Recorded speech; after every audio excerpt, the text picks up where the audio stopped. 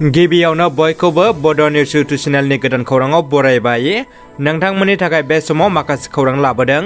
भिडिअखौ जोबजासे नायलांनो दाबाव आरो चेनेलाव गोदानब्ला अन्नानै साबस्क्राइब खालामना बेल आइकनआ अलाव होनानै ला आरो भिडिअखौ लाइक कमेन्ट शेयार खालामनो गुरै खावलायबाय। दानिया फैदो दिनैनि खौराङाव। गिबि खौराङाव दङ दुलाराय बर' हारिमु आफाद क'क्राझार कमिटिनि बानजायनायाव लोगोसे बिटिआर सरकारनि मददजों 30 सान बेसेन नाङै बर'नि दोरोङारि दामजु खाम सिफुं सेरजा दामनाय आरो बानायनाय मावबोनाय हाबाफारिखौ बेखेवना होयो बिटिसिनि जयेन्ट सेक्रेटारि हारिमु बिफाननि CST पामे ब्रह्मआ। क'क्राझार सहरनि बागानसालियाव थानाय दुलाराय बर' हारिमु आफादनि मावखुलियाव 23 जानुवारिनिफ्राय 22 फेब्रुवारि अक्ट'सिम 30 सान दोरोङारि दामजु दामनाय आरो बानायनाय मावबोनाय हाबाफारि बेखेवनाय हाबाफारियाव फोरोंगिरि महरै बाहागो लायो अस्ताद चन्द्र बसुमतारी आरो राजेन ब्रह्मआ। बे हाबाफारियावनो बाहागो लायो दुलाराय बर' हारिमु आफादनि आफादगिरि जगेश्वर ब्रह्म, लेङाइ आफादगिरि चक्रधर नार्जारि, क'क्राझार जिल्ला हारिमु आफादनि आफादगिरि बिजितगिरि बसुमतारी, गाहाय नेथारि सोमदोन औवारिजों लोगोसे आर्टिस्ट डक्टर गोमोथाव बसुमतारी, मेनका बसुमतारी, रिता बसुमतारीजों लोगोसे क'क्राझार जिल्ला एबसुनि सुबुं फोनांजाब नेथारि तानेश्वर बसुमतारी आरो गुबुन गुबुन ओनसोलनि दोरोङारि हारिमु दामजु दामनाय आरो बानायनाय सोलोंसाफ्रा। दुखुनांथाव खौरां, कमलाबारि गामिनि रबिना बर'आ बे बुहुमखौ अरायसमनि थाखाय नागारलांबाय।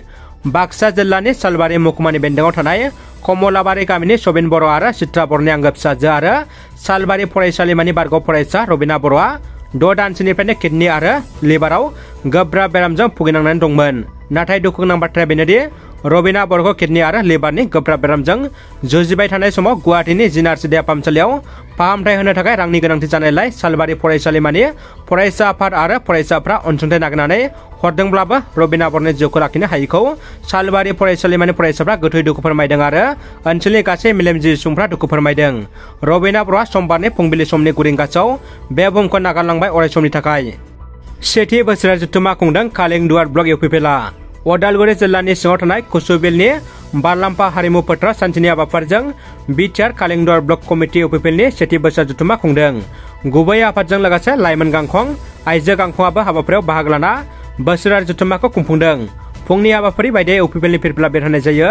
बिरहोयो कालिंदुवार ब्लक इउपिपिएलनि आफादगिरि बुदिराम बर'आ।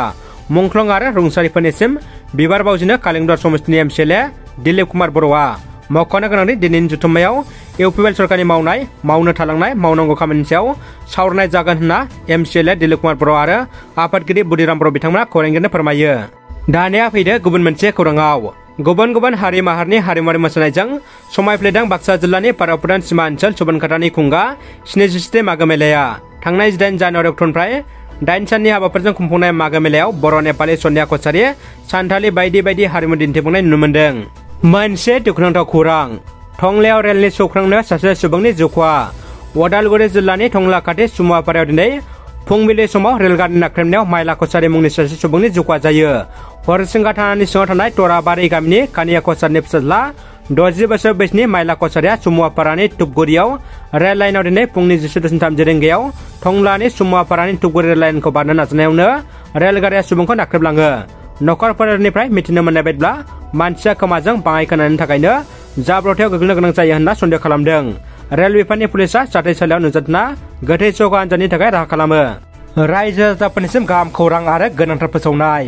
चिरां जिल्लानि सिङाव थानाय बिजनि सोहोरनि साहा 6 किल'मिटार जानथायाव थानाय बर' बाजाराव आयुर्वेदिक थेरापि सेन्टारखौ गासिबो सुबुंनि मोजांनि थाखाय गायसननाय जादों। बेनिखायनो माखासे साननि सिगांनिफ्रायनो सोरनिबा देहाया सानाय सुनायजों भुगिना दंब्ला फाहामथाय लाफैनो हागोन आरो गाहाम सावस्रि सुबुङाबो गावनि देहाखौ मोजां रिलेक्स खालामनोबो लानो हागोन। बेनि अनगायैबो जेरै सिं सानाय, हान्थु सानाय, मिजौनाय, मोदोम सानाय, जरा जरा सानाय, गोदना सानाय, पेरालाइसिस आरो जिन मोननाय बायदि बायदि गोबां प्रब्लेम गोनां सुबुंफ्रा फाहामथाय लाफैनो हागोन। सोरबाफोर बिथांमोना बेफोरबायदि जायखिजाया प्रब्लेम दंब्ला 9678121558 जानबुं नम्बराव आबुं खौरां लाहरनो हागोन। दानिया फैदो जोबथा खौराङाव। इउपिपिएल दोलोआ रायजो राजाफोरनि खहानि थाखाय नङा, रायजो राजाफोरनि मुलाम्फानि थाखायसो खामानि मावगोन। बे बाथ्राखौ बुंदों MLA जिरन बसुमतारी बिथाङा। गुमा ब्लक इउपिपिएल दोलोनि सेथि बोसोरसालि जथुम्माया दिनै जोबनानै थांबाय। 2 नं गुमा बियाबनि सिङाव थानाय गुमा ब्लक इउपिपिएल दोलोनि बोसोरसालिया जथुम्माया दिनै गसाइगाव महकुमानि सिङाव बाबुबिल गामिनि गेवलां गेलेग्रा फोथाराव सानसेनि हाबाफारिजों जोबनानै थाङो। बे बोसोरसालि जथुम्मायावनो आलासि महरै बाहागो लादों फारियै 29 नं गसाइगाव बिधानसभा बियाबनि MLA जिरन बसुमतारी, गुमा बियाबनि TCLCC मासिगिरि बिथांमोनजों लोगोसे इउपिपिएल दोलोनि गोबां दैदेनगिरिफोर लोगोसे इउपिपिएल दोलोखौ मोजां मोनग्रा रायजो राजाफोरखौ बाहागो लानायखौ नुनो मोननाय जायो। आरो बे हाबाफारिनि गेजेरजों इउपिपिएल दोलोआ थांनाय समाव मा मावबोखो आरो उननि समाव मा हाबा मावनो सानदों बेफोरखौ लानानै गुवारै फोरमायनायजों लोगोसे क'क्राझार सहराव थानाय आरएनबि सिभिल देहा फाहामसालिखौ बोखारनो नागिरदों बे बाथ्रानि सायाव बेबायदि बिबुंथिखौ लाखियो एमएलए बिथाङा।